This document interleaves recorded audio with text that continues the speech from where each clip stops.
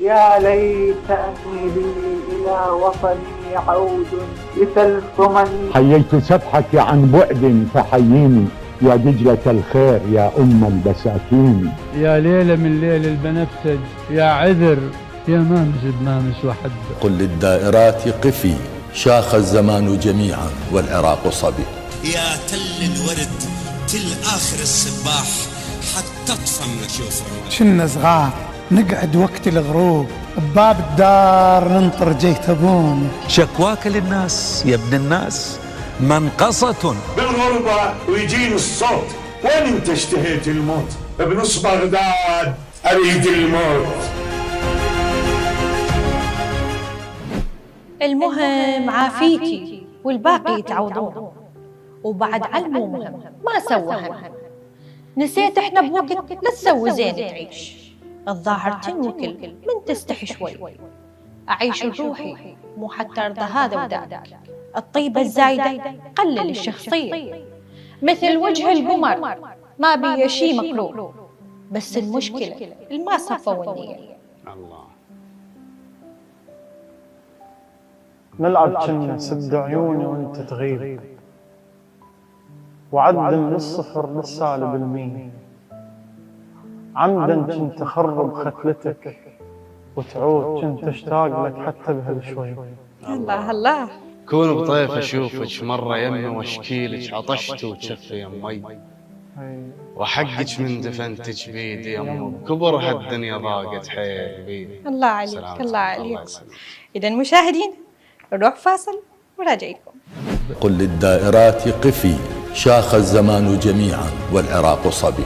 يا تل الورد تل آخر الصباح حتى تطفى نشوف الروح. شنا صغار نقعد وقت الغروب بباب الدار ننطر جيت أبونا. شكواك للناس يا ابن الناس منقصة بالغربة ويجيني الصوت وين انت اشتهيت الموت؟ بنص بغداد أريد الموت. أهلا وسهلا بكم مشاهدينا في حلقة جديدة من برنامج ليلة شعر. اليوم شعرانا من محافظة الأنبار، نورونا شعراء مميزين جدا، أحمد القيصر وعثمان العزامي. أهلا وسهلا بكم، نورتونا بالمحلي. الله يسلمك. بالبداية شكرا للاستضافة، ويا رب إن شاء الله تطلع حلقة جميلة بوجودكم أكيد. الله يسلمك، ونسأل الله التوفيق لنا ولكم، وإن شاء الله نكون خفيفين الظل عليكم على السادة المشاهدين. الله يخليكم ويحفظكم. شلونك أحمد؟ الله يسلمك السرار، كل الهلا. شكرا للدعوة، شكرا لحسن الضيافة والاستقبال. تستاهلوا. يا رب نكون لائقين بذائقة المشاهدين، مشاهدين قناة زاكروس. أهلا وسهلا بكم، نورتونا وشرفتونا. الله يسلمك. بلش بعثمان. أحمد كيفك؟ وين ما تريدين نروح؟ وين ما تميلين مي. الله يسلمك. الله يخليكم ويحفظكم. عثمان شوي سولف لنا عن نفسك، عن بداياتك. عثمان العزامي. نعم. خريج بكالوريوس فنون جميلة جامعة بغداد. ما شاء الله. شاعر من تقريبا 8 سنوات. حلو. لا زلت أعتبر نفسي إنه بالبدايات يعني بالشعر، أنتم تعرفين يعني. أكيد الإنسان لازم يتعلم أكثر وأكثر ويحب يتعلم حتى يكتسب خبرة طبعا أكثر. شلون لا لازم. كانت البدايات يعني بسيطة، وبعدين شوية شوية لأن توفيق من رب العالمين شوية شوية صعب. الحمد لله. الله يسلمك. أحمد سولف لنا عن نفسك، عن بداياتك. صعب. أحمد القيصر. نعم. البداية كانت سنة 2017. يعني هي بحادثة معينة، حادثة شخصية يعني. حادثة شخصية. أي حفزت الروح الشاعرية يعني. حلو. هاي بعدين نسولف بيها. كيفك؟ أكيد لازم نسولف بيها.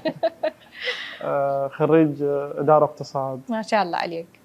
بكالوريوس. موظف بالتربية. حلو. مدرس رياضيات. مدرس رياضيات. أحب الرياضيات الرياضيات أحمد. عندي قصة ويا الرياضيات. ومستمرين يعني بهواية محافل، بهواية إنجازات، بهواية تمثيل المحافظة.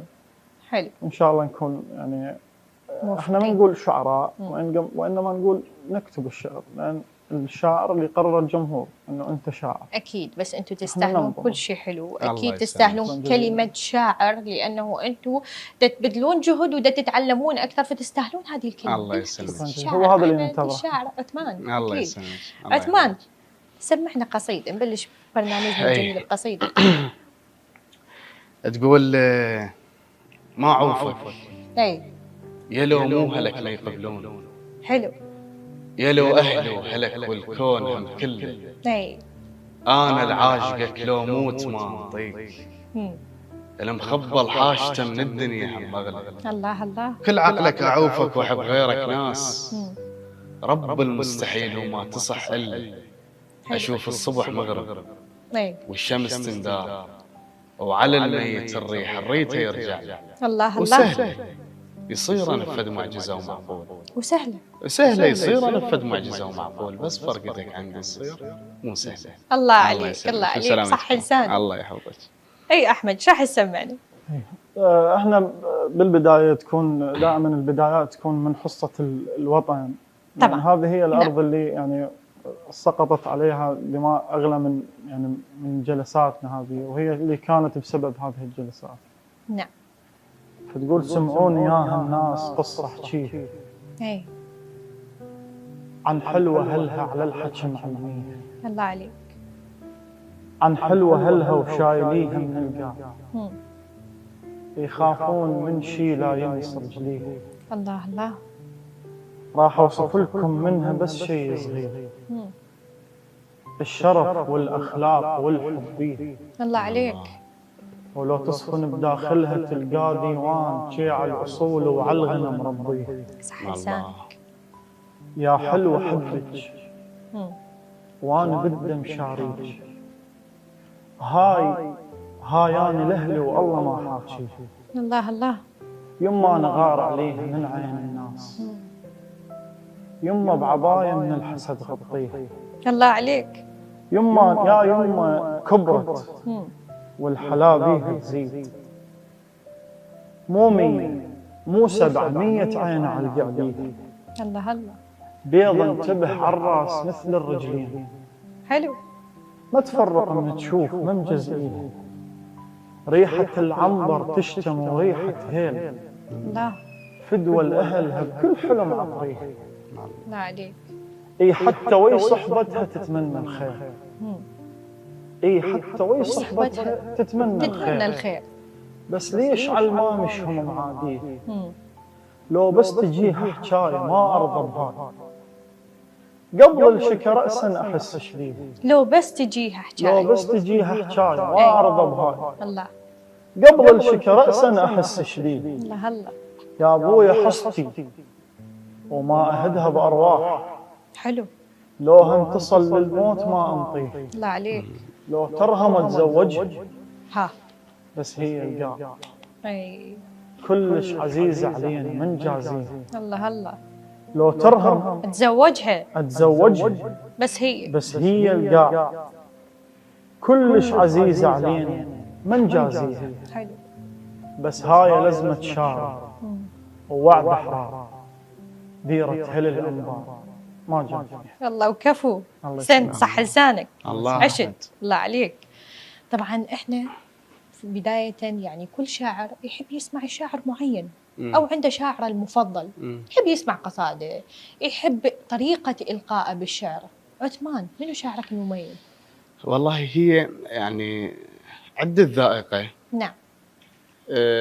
مثلا يحب شاعر معين، بس عادة ما الشاعر يحب يسمع الكل، يعني يسمع للكل. ليش؟ وهي ضروري يعني يسمع للكل. أكيد. اليوم لأن أنا أحتاج إنه أسمع الأكبر من عندي وأحتاج أسمع الأصغر من عندي كليتهم. أي طبعا. فصراحة أنا ما عندي شاعر مفضل، لكن أسمع مثلا جيل كاظم اسماعيل القاطع، عريان السيد خلف، هذا اللي أميل لهم أكثر. أي أميل لهم أكثر. أي بالتالي أحب الكل وأسمع للكل يعني. حلو جميل.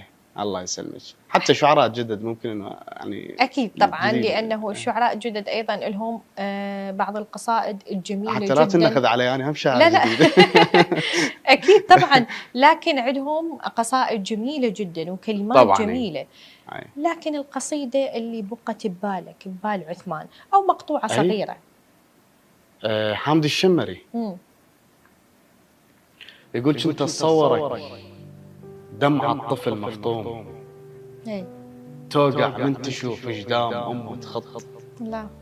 وكنت اتصورك ياسع لمجرى الماي من تخفى البلابل على رموش تحط. الله الله. شلون انطاق قلبك تجرح الحبوب، شلون انطاق قلبك وقبلت روحك. جيب اذنك وسمعك سر نهار الشوق من دون الجروح تخبر جروحك. الله عليك الله عليك، صح لسانك. الله يحفظك. هاي للكبير حامد الشمري. اكيد اكيد طبعا صح لسانك. الله يسلمك. احمد، الشاعر اللي تحب القائه، تحب تسمع له، تحب قصائده؟ والله شوفي يعني حتى اكون واضح وصريح، بصراحه ما عندي شاعر معين. يعني ممكن بعض الاحيان ما اسمعه كنتاج كامل، بس احب اتابعه ككاريزما، كوقفه، كإلقاء ممكن. نعم. اي يعني بس احنا بالتالي نسمع القصيده الجيده، نتاثر بالقصيده يعني تركزون وتتاثرون بالقصيده مو بالشاعر. اي احنا ممكن يعني نسمع قصيده ما نعرف علما، مجرد صوت يعني، بس نتناقلها بيناتنا، يعني نعطيها لعثمان، نعطيها لاحمد، نعطيها لفلان، نقول له اسمع هذا خوش شاعر. وهي صارت على المظهر اليوم. يعني اغلب الناس يقول لك انا احب مثلا فلان شاعر على مظهره، على مظهره ما يسمع الكلمات. لا هو ما له علاقه بالكلمات. ممكن هو ينعجب مثلا بلبسه، ممكن ينعجب شغله، فقال هو علي افضل شاعر. يعني ممكن صبغ. قال علي افضل شاعر. فهنا التقييمات تكون يعني خاطئه الصراحه. حقيقة. لازم انه انا اسمع الشعر، اسمع القصيده، ما له علاقه. كشاعر اسمع واشعر استشعر بالكلمات اللي يقولها الشاعر طبعا. فمن خلال هذه الكلمات راح تعرف انه هو هذا الشاعر مقتدر كلاميا، مقتدر من ناحيه الالقاء، هو ضروري هو شاعر ضروري يكون الشاعر متكامل من كل شيء. نعم. يعني من حيث الكاريزما والالقاء وهاي، لكن تركيز على القصيده افضل. نعم حلو. يعني انا اريد اسمع قصيده اتاثر بها، كلمات هو ايش جاي يقول، شلون يفكر. طبعا بالضبط. شنو يقصد؟ هل بها قصه هذه القصيده او لا؟ ممكن يعني القصيده جيده جدا، ماده احنا خلينا نقولها يعني بالعاميه بالحسكه، مثل ما قلنا بالكواليس الحسكه. اي بس شنو الحسكه حسكتنا مالتنا. بس شنو الالقاء نوبات تظلمها. هواي قصائد انظلمت بالالقاء. صح. فالالقاء يعني انا عن دراسه الالقاء 70%. 70% حلو، يعني نسبه كلش كبيره هنا. طبعا هي الالقاء هو اللي يوصل البيت. ممكن يعني اكو تمثيل، فد مشهد تمثيلي، رياكشن معين حقيقه يوصل. بالضبط. نعم. القصيده اللي عجبتك من احد الشعراء وظلت ببالك؟ كثيره؟ وحده دائما ترددها؟ وحده. والله بصراحه يعني اكو شاعر ما فد يوم سمعت له شيء مو حلو، ما ادري ليش. منو؟ شنو؟ كل كتاباتك حلوه صدق كذي. منو هذا الشاعر؟ الكبير ميثم فالح. اي عنده قصيده تحياتنا لك. راح اقرا لك منها مقطع حتى ناخذ من الوقت. يقول رخن والريح عال اجتاف الجبال. رخن والريح عال اجتاف الجبال. اي. وغيم سنون عد الشق العيون. حلو. وليلي شو الظلام عيون للروج. الله. وبعيد الجرف ما ينشاف من تون. وبعيد الجرف ما ينشاف من تون. يتراوال الوجع ما قمت احس بيه.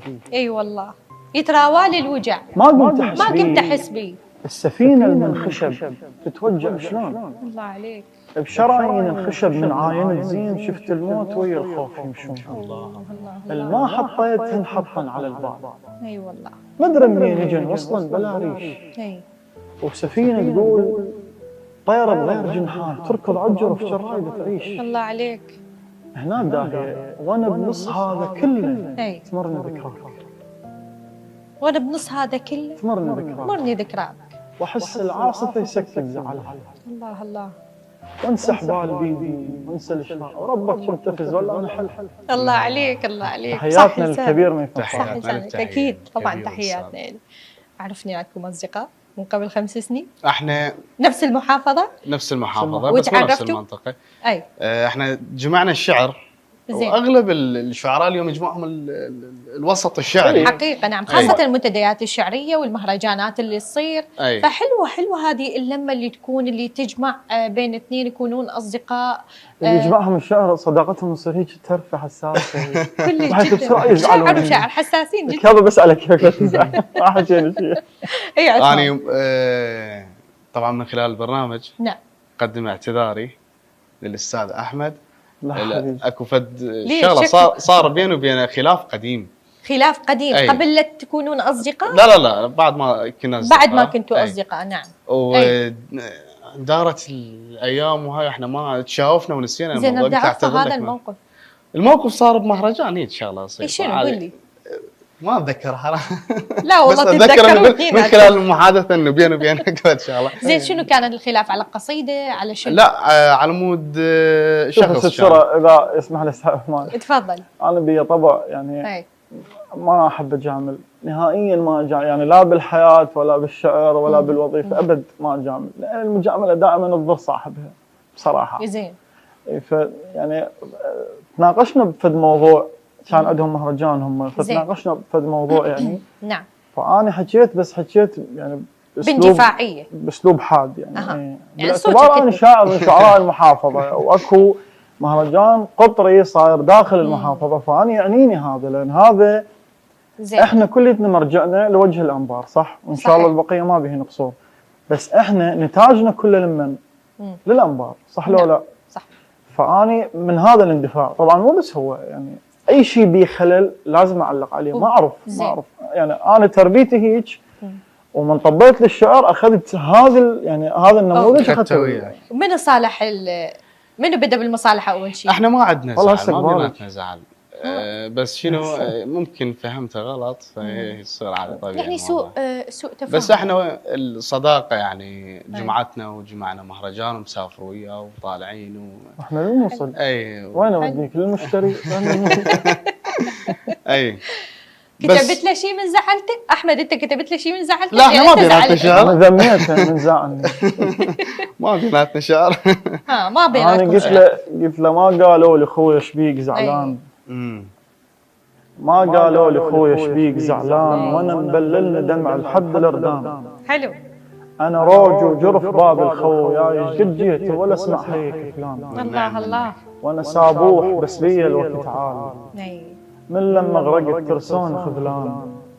طحت بماي وادي ما يغرق ماي الوادي. ما يغرق. طحت بماي وادي وصحت بس وين زادوا ماي من شافوني غرقان. الله عليك الله عليك. صح لسانك. طبعا نعرف انه احمد عريف حفل مو فقط شاعر، او قلت لي من 2019. من 2019 بدت هاي المسيره الحمد لله رب العالمين. ليش خضت هذه التجربه؟ هل كانت حب؟ هل كانت بسبب انه انت تحب تظهر على الشاشه او تلقي؟ لو كانت حبك للشعر هو خلاك انه انت تسترسل هذه الامور كلها؟ احكي لك اياها بكل عنصريه. اي بس متى ناخذ عليه يعني؟ هسه احكيها وبعدين نشوف. تقيسين وراها؟ لا ما قيساني، خلي اشوف. شوفي اكو دائما انسان يحب يكون هيك اول. يحب يكون واجهيه طبعًا. اذا مو اول واجهيه طبعا اكيد. على قولة شاعر ما اعرف شلون هيك بيت يقول اني وراي يبلش العد. يعني ماكو قدامي هيك. فهذه من باب التواضع طبعا. اي طبعا طبعا شلون متواضع جدا. هذا باب، وباب ثاني حب كبير هذا الجانب يعني. كبير ما تتصوري. وهواي عندي يعني اختبارات، هواي عندي تجارب يعني. نعم. باذاعات بقنوات. وكنت يعني على انه شفا حفره انه اقدم برنامج. ان شاء الله يا ربي ان شاء الله. الله يسلمك. اكيد نأمل لك هذا التقدم والنجاح. خلينا نرجع شوي. الله يخليكم. هسه خلينا نرجع شوي للشعر. خلينا نسمع. نرجع. يلا عثمان سمعنا. ممكن انه صح اكو جروح تقدر تتخطاها حقيقة. اكو جرح يعني صعب تتخطاه، خصوصا اذا كان الجرح يعنيك واللي هو الام. اي طبعا. ففتره من الفترات امي تمرضت وانا ما كاتب لها شعر. الله يحفظها. الله يسلمك. يخليها لكم يا ربي. فحسيت أنا سبب دخولي بالشعر هي من وراها. زين ليش ما كاتبها؟ يعني هي الوالدة الله يحفظها كانت السبب في دخولك للشعر. أي. زين. من خلال مرضها يعني؟ من خلال مرضها ومن خلال الأيام اللي كانت يعني شوية صعبة. أمي وحلمي بيك العافية تعود، واشوفك مو بهاي الحالة باكر، رغم العوز والمر بيها كترين، تضحكنا وتصبرنا وتكابر. اي والله. اللي كانت تشتري لي اللعبة بالدين الخاطر ما تحس كسرة الخاطر. الله الله عليك. اللي كانت تشتري لي اللعبة بالدين الخاطر ما تحس كسرة الخاطر. أنا ما صرت شاعر من عدم هيك، مرض أمنا السواني شاعر. الله عليك. وسلامتكم. الله عليك. صح لسانك. تستاهل الوالدة. طبعا شلون قد ما نحكي بس حقها. المشكلة نعم. إنه أكو جروح من توصل ليفل معين ما تقدر يعني ما تقدر تكتب شعر. أكو جرح أكبر من الشعر. تتوقف كل الدنيا عندك مو بس الكلمات. أكو ما تكفي أشياء أكبر من الشعر لازم. حقيقة لأنه إحنا إيش قد ما نسوي، إيش قد ما نحكي، إيش قد ما إحنا مثلاً ندللها ونحبها ونقول لها كلام حلو من قلبنا، ما نقدر نوافيها ولو كلمة صغيرة ولو فعل واحد. إيش قد ما نسوي، هي الوالدة، هي أمنا، هي اللي ضحت، هي اللي تعبت، هي اللي جابت، هي اللي قرت ودرست وتعبت ويانا. طبعا شلون تستاهل كل شيء حلو. طبعا أكيد الوالدة ما نقدر نلقى الله يحفظ إن شاء الله أمهاتنا. الله آمين يا ربي. الله يحفظ لنا أمهاتنا وأمهاتكم. هي أحمد شو سمعنا؟ بما انه على الوالده فراح اقرا لك قصيده الوالده. قصيده كاتبها على الوالده. هم اكو كان انا قصه. كتبت قصيدتين. زين. وحده انطلبت مني. زين. والثانيه انكتبت على يعني فد موقف بالصغر. هم عن والدتك. اي هم عن الوالده. اي نسمعها. هاي؟ اي نسمعها. اي بس هاي لازم تنتظرين اطلعها يعني. تفضل خذ راحتك. يعني هو هذا الموقف اللي كان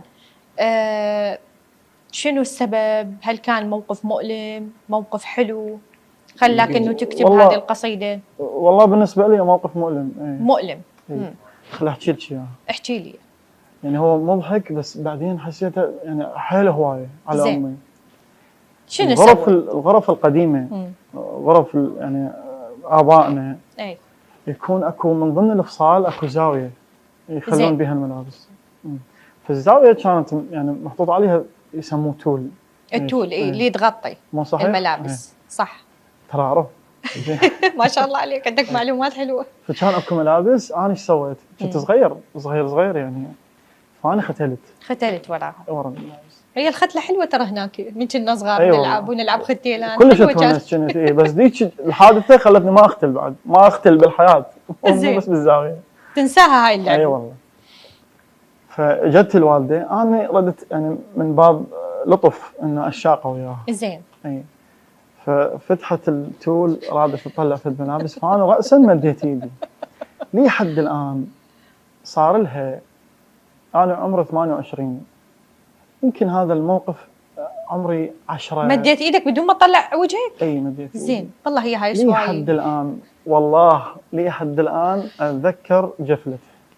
طبعا حقها. لي حد الان. ولحد الان تخاف من هذا الموقف؟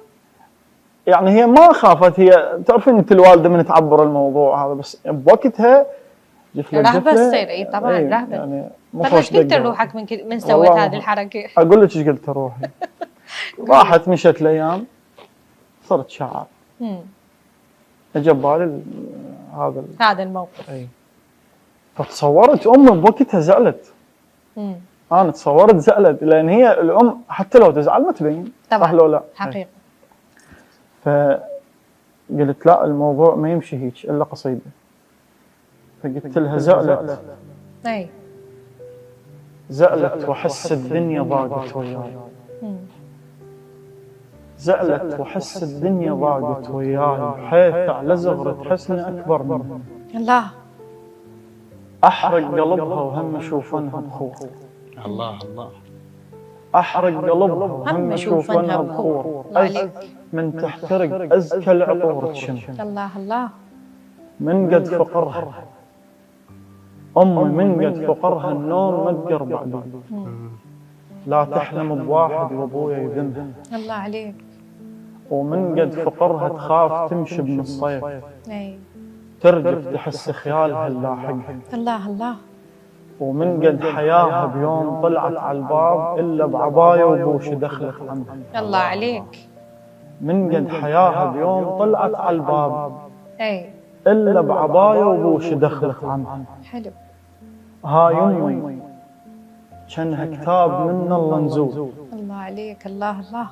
ها يمي كانها كتاب من الله نزول، وهم لازم الا توضح التلزم. الله. ومن قد حياها بيوم طلعت على الباب الا بعباية وبوش دخلت عنها. اي ها يمي كانها كتاب من الله نزول، وهم لازم الا توضح التلزم. الله الله. وبالستة تقعد، بالستة تقعد قبل لو هم تنام. اي تقول الدوام اليوم مو لي يلهل. الله الله. وتخلص نفسها هواي وتحضر الزاد. تقول الدوام اليوم مو لي يلهل، حبها الابوي بدمها وسط الشريان. اي حبها الابوي دمها بدمها وسط الشريان. تسولف غزل العيون لو رزلها. الله عليك. الله عليك. ولو ما محرم ربنا ينحط لنداد كان من زمان امه بشرف عابدها. الله عليك. الله عليك. يا يمه الله يسلمك. ولو ما محرم ربنا ينحط لنداد كان من زمان امه بشرف عابدها. ما بيهمني انا ولا كان انت. لو ما محرم ربنا ينحط لنداد كان من زمان امه بشرف عابدها. يا يمه لا تزعلين زعلك مهيوب. اي والله. من يقدر يشيل الجبال يعتها. الله عليك. جايك يا يمه وجوا رجلك، جوا رجلك. اي تستاهل. تستاهل. هواي على رجلك شفتهم حاضر. الله عليك. الله يسلمك. الله. الله يسلمكم ويحفظ امهاتكم وامهات امين اجمعين يا ربي اجمعين. احنا قلنا نخلي شوي الحلقه هي بعدها نغير. احمد، فارقونا بدون اسباب، من هم؟ فارقونا بدون اسباب. الفراق خلي نعلقه بالحب. او اكيد مرات نحب الشخص الخطأ او الاختيار الخطأ يكون أي. ونمشي وياه زين ونتخطى كل شيء، يعني هو بكل كتله مال السلبيات. اي ونتخطى هاي السلبيات في سبيل شنو؟ سامحه. في سبيل انه احنا نحبه. انا احس ان الحب هو اجمل شيء بالدنيا، لكن ينقلب لعنه اذا كان نقطه ضعفك. طبعا اذا الحب كان نقطه ضعفك وما قدرت تميز الصح من الغلط من وراء انه انت تحبه، صح، فعرفتك ما تطول. اي من بديت تغيب. عرفتك ما تطول. عرفتك ما تطول. من بديت تغيب. من صار السلام الحق شلونه؟ اي والله. يا بعيوني ما طب غيرك على الشوف، وانت ايش كثر وادم طبت عيونك. ايوه. ويا المندوني عايش عيشة القداح، مورد وانا اصفر لوني من دونك. اي والله.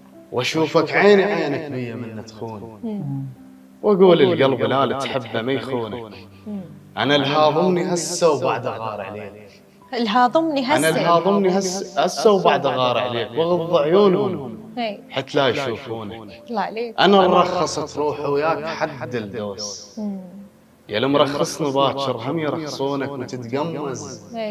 يا انت هناك لا هين غشيم انا ويا قلبي وفيك لا هين. الله الله. ما اريدك لو انت تحلف بلا هين، ونبو قران ما يردك عليك. وما اريدك.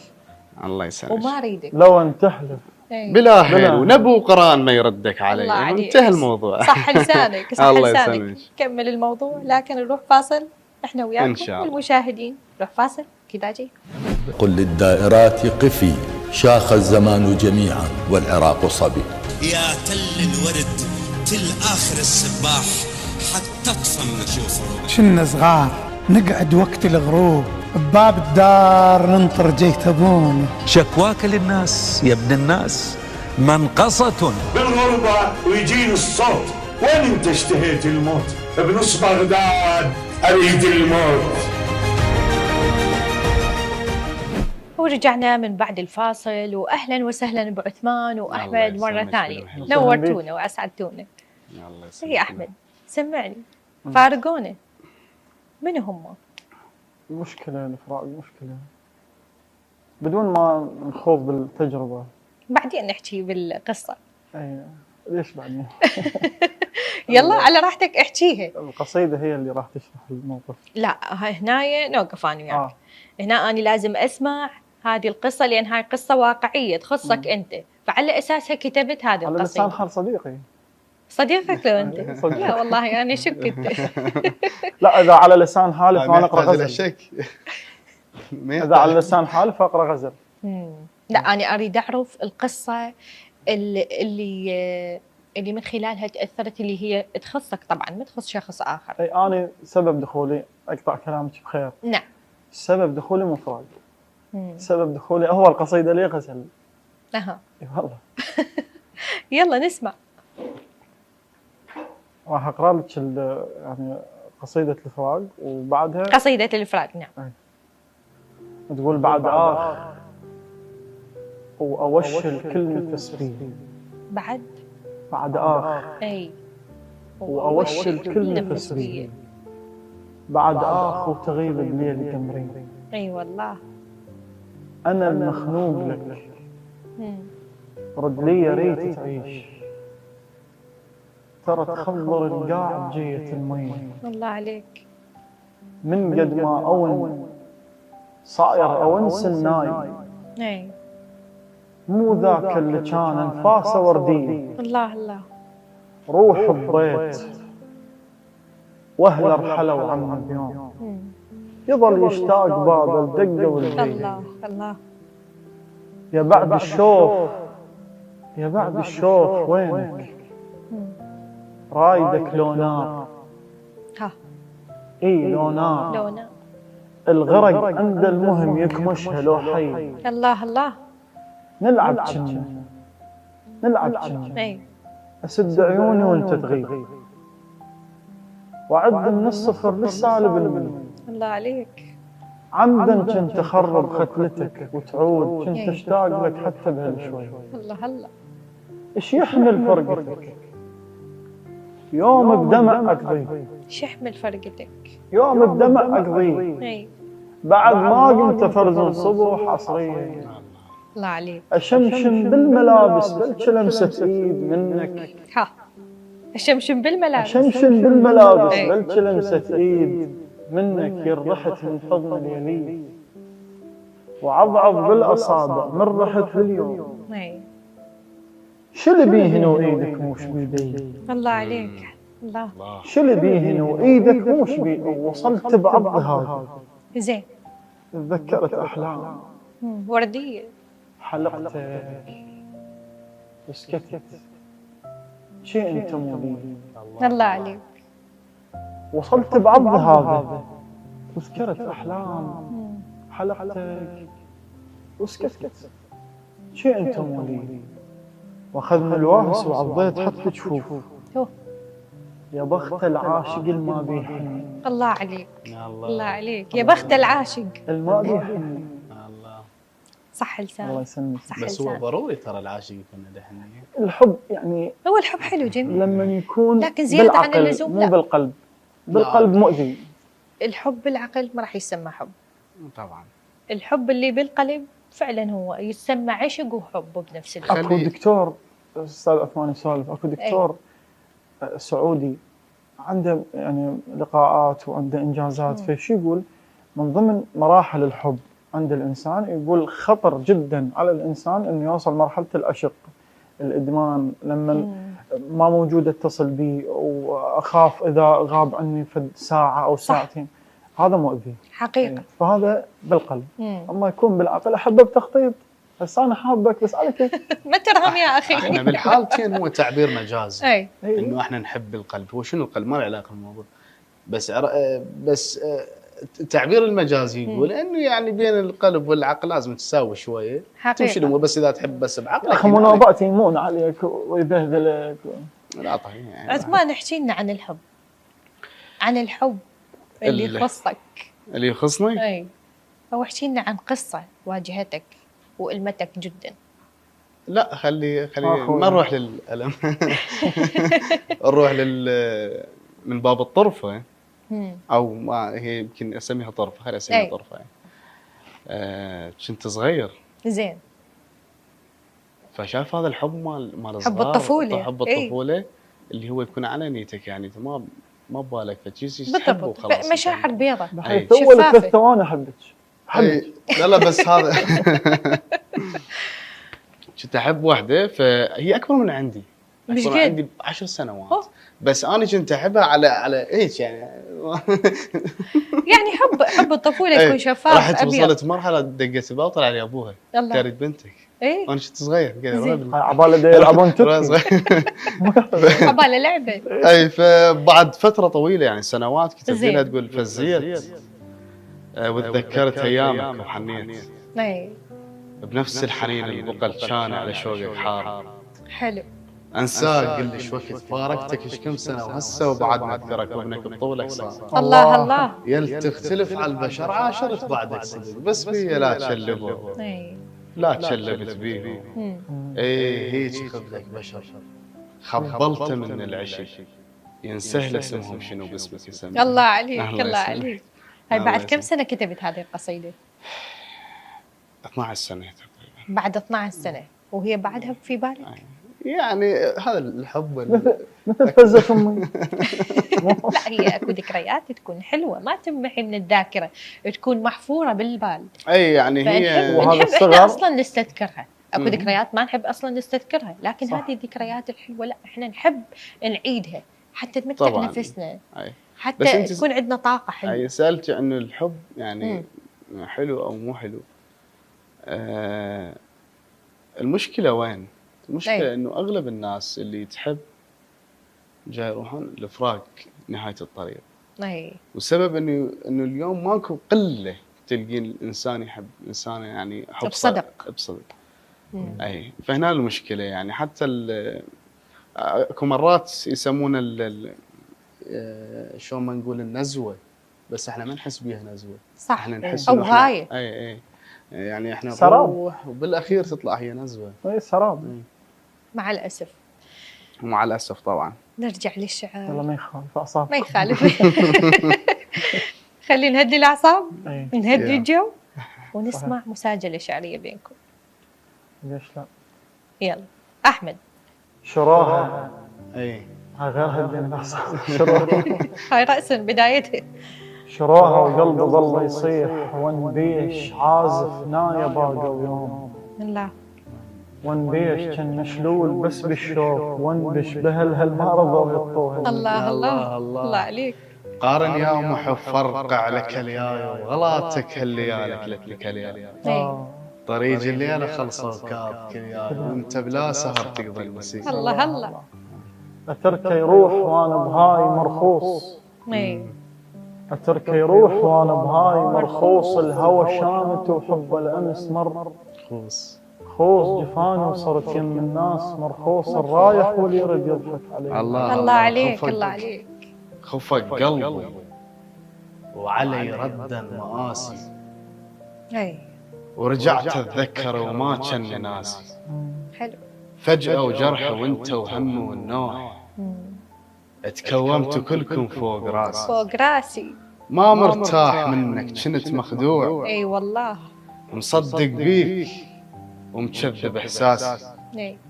كنت هواي احبك مستعز بيك مثل حب الحكومه للكراسي. الله الله الله الله. غير مستعز. نهايتها تكون غزل مو؟ كيفك؟ بس نوبات اكو يعني مشاهد بالغزل مؤلمه يعني. نسمع. اي فتقول ترف وابيض. اي. وحس مرسوم قوسي. اي. شايف هذا القصص؟ ترف وابيض.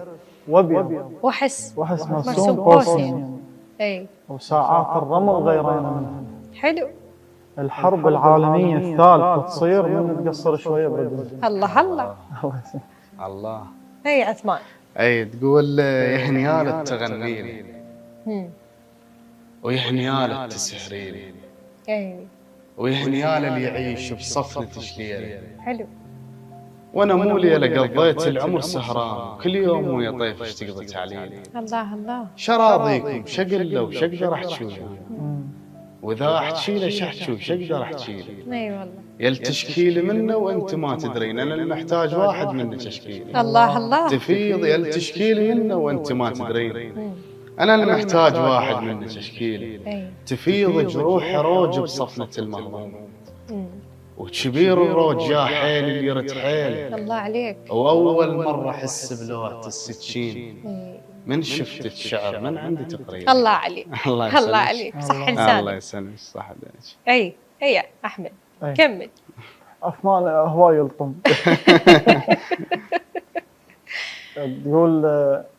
تقول يمه شحلاها الجنها تشيس شكليت. يمه شحلاها الجنها تشيس شكليت. اي كل البنات تروح فدوات الفل. حلو. من الطلة النجية بإيديها الليل يصبح نهار، وحيل يشبه تشفه. حلو. ولو ترجع بضميدها الشمس تغيب، والدنيا ليل بليل شي ضمت. حلو. براحة ايديها ننام صرنا ومن نام، من قد ما بيض غروب ابد ما عاد. الله عليك. براحة ايديها ننام صرنا ومن نام، من قد ما بيض غروب ابد ما عاد. مرة مرضت ومشيت لأقرب دكتور.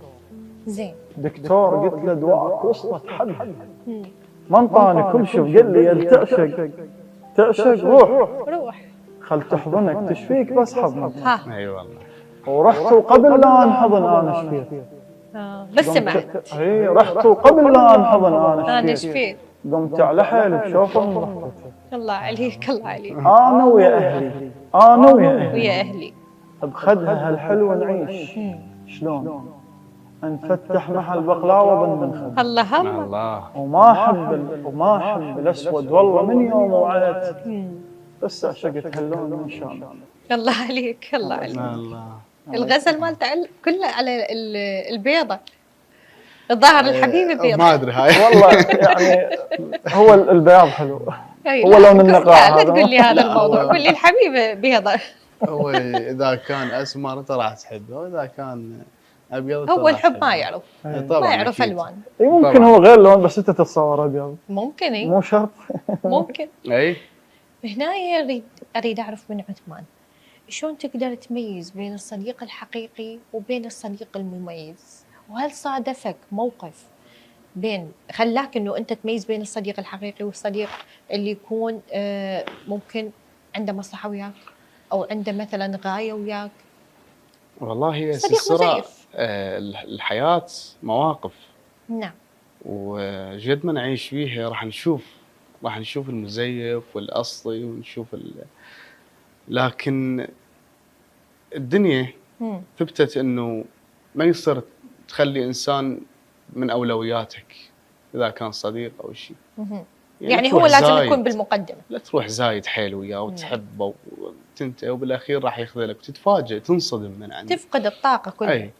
فيعني انا مريت بموقف يعني صراحه كنت اتوقع انه من راح اوقع اكو من اللي يشيلك واكو من اللي يسندك بهاي المرحله. بالتالي هسه راح اعطيك فد شغله. انت سندت روحك. من تمرضت. زين. قبل تمرضان كنت اقول لها دائما اقول لها يعني انا عندي اصدقاء هواي، عندي معارف هواي، عندي ناس اعرفهم كذا. فهي تقول يابا الصداقه مو بالكثره. صح. الصداقه بالنوعيه. ممكن اذا يكون عندك صديق واحد هاي. نعم. فاحتاجيت سياره من صديق يعني انه هو يجيني. فهنا أنا قال لي يعني شنو كانت المفاجأة؟ اي هنا كانت المفاجأة. شنو ايش قال؟ قال اني اطالع واكتشفت انه بعدين ما طالع هو الموضوع. يعني كذب عليك. فهي رد لكثرة الصداقة فيقول لا تتباهى اذا عندك هواية اصحاب. اي والله. مو بالكثرة هي اصحابك تعدها. الورقة اللي بالشجر عندها ايش كثر صحبان لكن من تطيح تطيح وحدها. تطيح وحدها. رادوا طيحت ما طيحتهم يوم ونسوا حل عزيزة بيوم وقفتها. الله عليك. ودعوا بلك احترق حطوا جمر جواي. وقلت الدلة تكشف فوق جمرتها. الله الله. وبعد ما صير طيب انا ويا الناس. وراح بركبة الشماتة انحط موس. اي والله. تعلم لا تجامل ابد هاي الناس والتجاملهم قبل من عندهم دروس. ترى العصفور من تنفخ بريشه هواي يصدق نفسه بيكون ينقلب طاووس. الله الله. شلتهم عجت بمنطاحه على القاع وعذبت لهم من النفس البريد.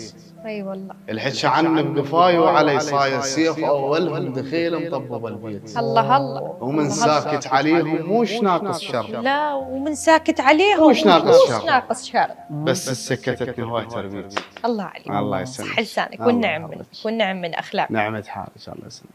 احمد واجهت هيك موقف؟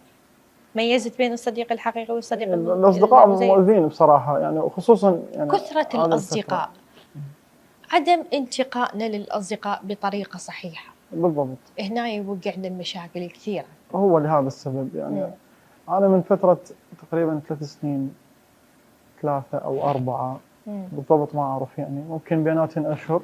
زين. بلشت إنه ماكو صديق. صفيت الأصدقاء؟ أي ما قرب. صفيتهم؟ العلاقات ماشية طبيعية ويا الكل.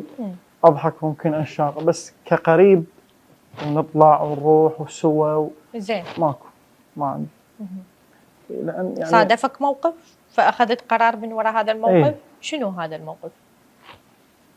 والله بصراحة يعني كان عندي صديق قبل دخولي للشعر طبعا لفترة كرة القدم وهذا اللعب زين. وهاي الونسة اللي ما بيها مسؤولية. حلو. تصوري وصلت العلاقة نشتري نفس الموبايلات، نفس الملابس، إذا ما يطلع ما أطلع. هذه الدرجة. طيب طاقتكم كلها. وصلنا لدرجة إنه الباسورد مال الموبايل اسمي. ها. هسه تلاقين واحد يحب بنية ما يسوي هيك. هاي مستحيل. تقولها أنا. مو صحيح؟ لا. هاي من المستحيلات طبعا. مو صحيح؟ يعني شايفة من تجمعين مشاعر كومة أصدقاء وتحطيها بواحد؟ أي. بالتالي راح تطلعين ما عندك طاقة إنه جديد. لا خلص تفقد الطاقة كلها. وهذا بكسرة كبيرة. فاختلف بالأخير. شنو السبب اللي خلاه يختلف؟ والله السبب أول بداية دخول للشعر. زين. يعني كنت أكتب يعني أبيات مو قصائد. أكتبها ونزلها على الفيس. زين. فمن ضمن الأبيات كتب لي في التعليق، كاتب لي بين قوسين حاطها كوبي بيست فلان فلان بالتعليقات قدام العالم. كوبي بيست فلان فلان، يعني أني بايقة من هذا بدون ذكر اسماء يعني. فأنا ايش رديت له؟ رد محترم يعني. هسه هذا الرد أنا دا أقول له وجهة نظرك محترمة. تمام؟ يزعل؟ ما بيشي، هو أصلا اللي يزعل مو أنت. يعني ورا هذا التعليق ما شفت حتى حسابه والله. مسحك. اختفى. فوراها تواجهني، أنا قلت له الصريح. فوراها أنا قمت أدور له، تعال ليش؟ فقلت له ليش سويت هيك؟ تواجهنا بلعبة، فقلت له ليش سويت هيك؟ زين. كان يقول لي المفروض ما تردي. قلت له ليش ما أرد لك؟ قلت له أنا ما بايقها. كان يقول لا تبايقها. قل له طلع لي اياها. للعلم هو مو شاعر ولا له علاقة بالشعر. الغيرة دخلت. الغيرة والخوف من الصعود. هنا الموضوع. شايفة من اكو سباق بينك وبين صديقة إلك، خلينا نقول بالإعلام، وهي مو إعلامية. زين ليش؟ قلت له غيرة. يعني انت وهي مو مجالك. ليش؟ بس هي تكون اكو نقص في داخل بالضبط. بعض الاشخاص، هنا ما تقدر انه انت مثلا حتى تسولف وياهم او تريد من عندهم اجابه، مستحيل تاخذ منهم اجابه لان هم اصلا بيهم النقص، فما راح ما تقدر. صحيح. ما تقدر تسمع لهم، ما تقدر انه تاخذ منهم اجابه، ما تقدر تاخذ حق او باطل. ايش كتبت علي احمد؟ قلت له يضربوني لو ان حقهم وياي يصير. يضربوني لو ان حقهم وياي يصير. وانا استحى وياهم احكي كلمه حق. حلو. واذا ضربوني ربع صيت لي يصير، ما هو المسمار يكبر صيته من ينطق. الله عليك. ولقوني ضعيف هموا بالنفخ تطيح ما يدرون، عايش على الهوى المقبض. الله الله. ورد لهم هلا. ورد لهم هلا. هلا. اي. واقراهم الله وياك. حلو. الله. ورد لهم هلا. واقراهم الله وياك. الخيط ايش ينفعك لو صار وادي الشجر. اي والله. علي شالوا حقد ما شال صاحب ثار. علي شالوا حقد ما شال صاحب ثار، وهم لو مرضى اسهر والجفن يزرع. وفاتح باب بيتي وخلقي والماعون وبوجه قلبهم بوبة تتسرب. اي والله. صح لسانك. فاتح باب بيتي وخلقي والماعون وبوجه قلبهم بوبة تتسرب. شالوني وشلتهم. شالوني وشلتهم بس فرق بالشيء. اي هنا شايل غيبته وانا الفطير عاشق. الله عليك. حقدهم فتق ثوب. حقدهم فتق ثوب. ايش ما يعيش يزيد. وانا الماء كشخ الثوب. الله عليك. الله عليك. صح لسانك. احسنت والنعم اكيد. كفو منك. بس احنا يوم طلعنا بالاصدقاء هيك والله ما علمناهم. لا احنا ما خصينا كل الاصدقاء، احنا خصينا التمييز عفوا بين الصديق الحقيقي وبين الصديق المزيف. وهنا ما شاء الله حاليا يعني كثير منهم موجودين. ايوه احنا اذا نربط الموضوع بالشعر، احنا اذا ما ننجرح ما نكتب شعر، فاحنا لذلك راح نتميز بالجرح، نتميز بالحزن حتى تقدر تكتب.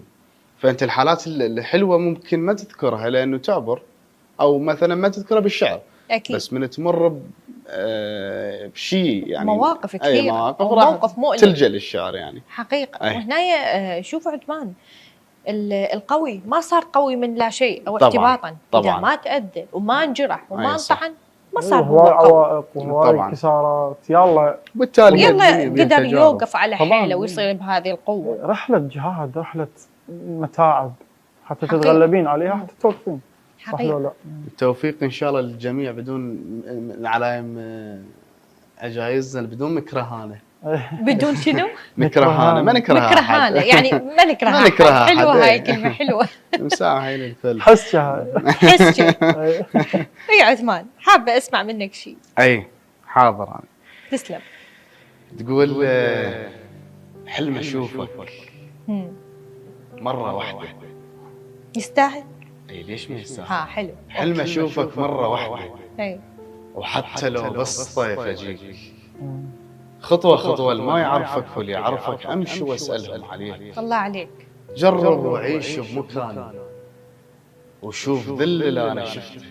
اي انا ما يوجعني جرح وداعتك توجعني انت. الله الله. انا ما يوجعني جرح وداعتك توجعني انت. مسابق خيول العمر يمشي بصفنتي. حلو جميل. وباقت سنين الليالي وما اجيت، ويلي ما تدري بفرقتك، ويلي ما تدري بفرقتك مو جديد، خيالي ما شلته ومشيت. الله عليك. الله عليك. صح لسان. الله يحفظك. شو تجاوب؟ انا سقيتك وانا الحاميك ما تلاح. انا سقيتك وانا الحاميك ما تلاح. انا وياك من البذره للتفاح. حلو.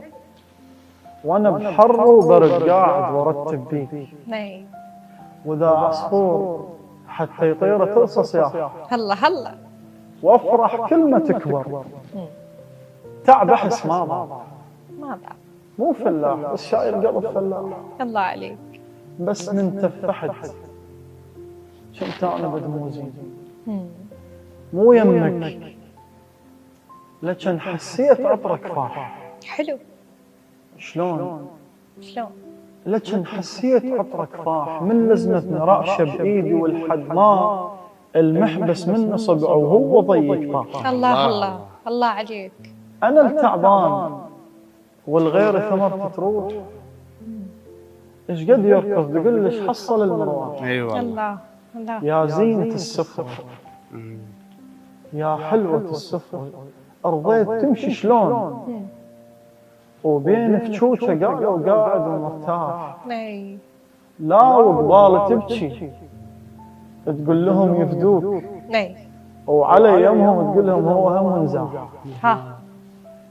مع الاسف. لا وقباله تبكي تقول لهم يفدوك، وعلى يمهم تقول لهم هو هم منزاح وما ادري ايش بي اصغر حتى وامسك دوم تبعدني وارد لك كني خشبه حاح. الله الله. لهنا وانتهت الفلاحه لقمه الطير. اي والله. اللي يجيهن على الحاضر اخذ ورده. الله عليك الله عليك. لهنا وانتهت. لهنا وانتهت. الفلاحه لقمه الطير. اي. اللي يجيهن على الحاضر اخذ ورده وراح. لا عليك. لا تخطر لذكرى. ما اريد. وبالي خلي يهود لهسه واثر حبك بي ابد ما راح. لا تخطر لذكرى وبالي خلي يهود لهسه واثر حبك بي ابد ما راح. الله احمد. ثقل ساعه على اعلام مرتك على البال. الله الله. لا عليك. خوب حكايتك على القلب كانها رماح. اي والله. ثقل ساعه. ثقل ساعه على اعلام مرتك على البال. اي. خوب حكايتك على القلب كانها رماح. الله عليك. يا المسكون قلبك لا ترد ناديه. شو يسكنني بمدينه ومالي اشباح. الله عليك احسنت صح لسانك. شرفتونا ونورتونا وشكرا جزيلا. احنا اللي نشكرك وعلى هذه الاشعار الجميله. انتم فعلا شعراء الله يسلمك. الله يوفقكم واتمنى لكم موفقيه اكثر واكثر والنجاح الدائم. للاطاله وان شاء الله كنا خفيفين ظل الجنود المجهوله مكسر القياده ولحضرتك خفيف الظل بس شويه رشيق. لا رشيق. التوفيق للجميع وشكرا. شكرا لك. شكرا أحمد. شكرا. إذا مشاهدينا انتهت حلقتنا لهذا اليوم. نلتقيكم في حلقات أخرى مع شعراء جدد ومميزين أيضا. مع السلامة في أمان الله.